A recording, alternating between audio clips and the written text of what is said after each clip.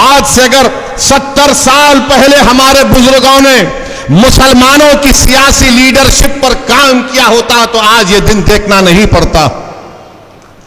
अगर आज आप रो रहे हैं कि बाबरी मस्जिद शहीद कर दी गई, बाबरी मस्जिद चली गई, अगर आज आप रो रहे हैं कि फसादात और जुनैद और नसीर को मार दिया गया, अगर आज आप कह रहे हैं कि यूसीसी के बाद अरे फिर 70 साल पहले यह फैसला क्यों लिया गया था कि भारत की राजनीति में मुसलमानों की कोई सियासी लीडरशिप नहीं होगी, क्यों लिया था, किसने लिया था बताओ, लेने वालों बताओ, तुमने फैसला क्यों लिया था? अगर आज तुम वो फैसला नहीं लेते तो भारत के मुसलमानों की एक सियासी लीडरशिप होती। ना तुम सियासी लीडर बने, ना तुम किसी को बनने देना चाहते हो। तुम यही समझते रहे कि नहीं सेकुलर, अरे कौन सेकुलर है बताओ मुझे, बताओ सेकुलरिज्म के माने क्या है? जो संविधान में सेकुलरिज्म लिखा हुआ है मैं मानता हूं और मानता रहूंगा, मगर जो सियासी सेकुलरिज्म है वो ठगने के लिए इस्तेमाल होता है, धोखा देने के लिए इस्तेमाल होता है। आज आप बताइए कि आज हिंदुस्तान टाइम्स अखबार की रिपोर्ट है, देश के प्रधानमंत्री अशोक गहलोत को उस रिपोर्ट को पढ़ना चाहिए कि जो मुसलमानों में अपर कास्ट हैं उनकी हालत हमारे हिंदू ओबीसी से भी कम है, उनकी हालत हिंदू ओबीसी से कम है।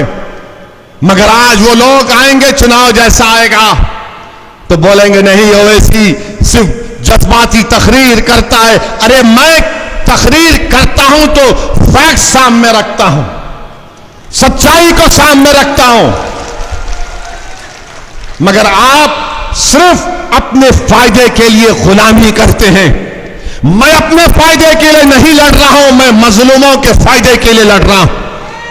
अगर मुझे अपने फायदे के लिए करना होता तो मैं हैदराबाद से निकलकर राजस्थान नहीं आता। अगर मुझे अपने फायदे के लिए करना होता तो मैं हैदराबाद से निकलकर जुनैद और नसीर के घर को नहीं जाता। अगर मुझे अपने फायदे के लिए करना पड़ता तो भारत के कोने कोने में नहीं जाता मैं। अगर मुझे अपने फायदे के लिए करना होता तो मेरी गाड़ी पर 6 गोलियां चलाई गई, मैं घर में बैठ जाता, मगर मैं नहीं बैठा। तो मैं ये इसलिए नहीं कह रहा हूं कि आपसे थाली या सीटी की दाद हासिल करूं। मैं तुम्हारे थालियों का तारीफ का मोहताज नहीं हूं, मैं अल्लाह का मोहताज था और अल्लाह का मोहताज रहूंगा। मैं आपको सिर्फ ये बता रहा हूं, मैं बता रहा हूं कि फर्क को महसूस करो, तुम फर्क को महसूस करो। नौजवानों, मुस्तकबिल तुम्हारा है, मुस्तकबिल आपका है, हमारे नौजवान बेटियों का, बेटों का मुस्तकबिल है। जो लोग 60 साल के हो गए उनका मुस्तकबिल नहीं है। जो 18 साल के हैं, 22 साल के, 25 साल के, कल तुम भारत को लेकर आगे बढ़ोगे। भारत के फैसले तुम्हारे कंधों पर रखकर किए जाएंगे। अगर तुम तैयार नहीं होगे तो फिर क्या होगा? तुम सिर्फ अगर ताली मारोगे और सेकुलरिज्म के नाम पर कोई मौलाना मस्जिद में बोल देंगे चुनाव आ रहे हैं, सेकुलर पार्टी को वोट दे दो, उसके बाद क्या होता है? चुनाव हो जाते और जुल्म जारी रहता, जुल्म खत्म नहीं होता, नाइंसाफी खत्म नहीं होती। अरे 75 साल हो गए देश को आजाद होकर। भारत को अगर ताकतवर बनाना है तो भारत में सबसे कमजोर दलितों के बाद अगर कोई है तो मुसलमान। भारत सुपर पावर उसी वक्त बनेगा जब कमजोर ताकतवर बनेगा और मुसलमान और दलित आदिवासी ताकतवर बनेंगे। वो कब होगा? जज्बाती तकरीर से नहीं, थालियों से नहीं, जब तुम अपने दिलो दिमाग में इस बात को ठान लोगे कि चाहे कुछ भी हो जाए अब मैं अपनी लीडरशिप को बनाऊंगा, मैं हारने से नहीं डरूंगा, मैं लड़ूंगा और कामयाब होऊंगा। अगर तुम हारने से डरोगे तो जिंदगी में तुम कभी कामयाब नहीं हो सकोगे। मैं अपनी जिंदगी का तजुर्बा तुम्हारे सामने रख रहा हूं। तुम हारने से डरना छोड़ दो, तुम हार को अपनी हार मत मानो, बल्कि कहो कि मुझे आगे बढ़ना।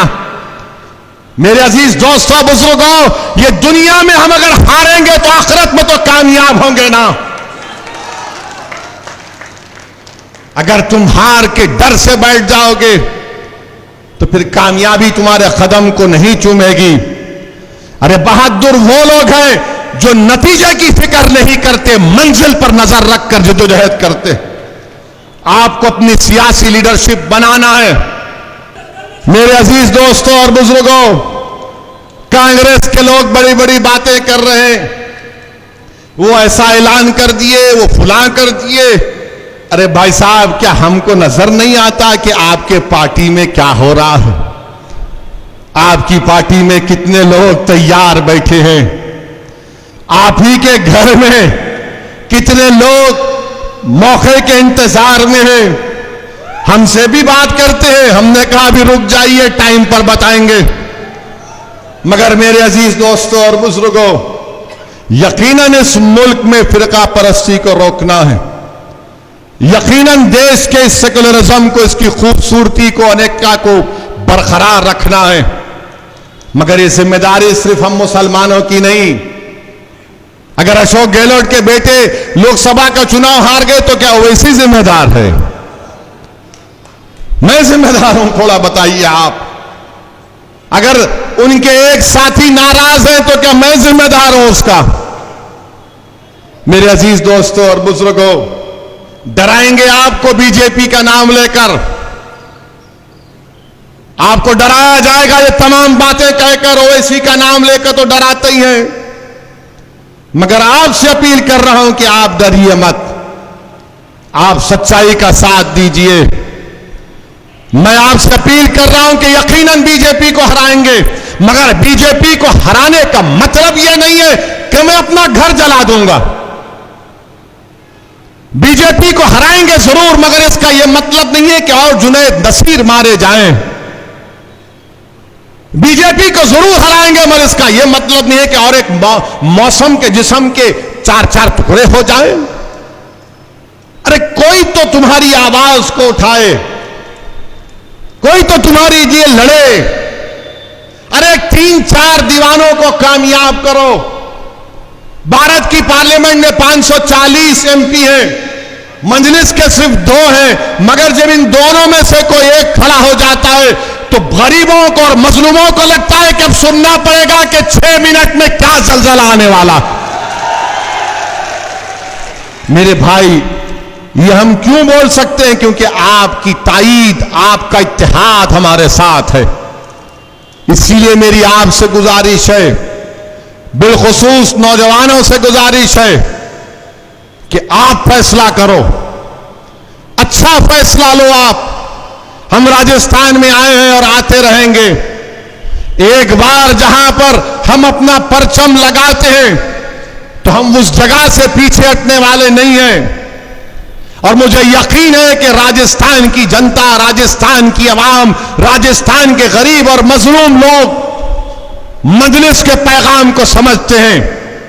वो मजलिस को अपने दिलों में जगह देंगे, मुकाम देंगे। मुझे यकीन है कि उन गरीबों के घर में हमारी आवाज पहुंचेगी। मुझे यकीन है कि अल्लाह सुब्हानहू तआला आपके दिलों में मजलिस की मोहब्बत को पैदा करेगा और वो मोहब्बत एक सियासी लीडरशिप के रूप में बनेगी यहां पर इंशाअल्लाह।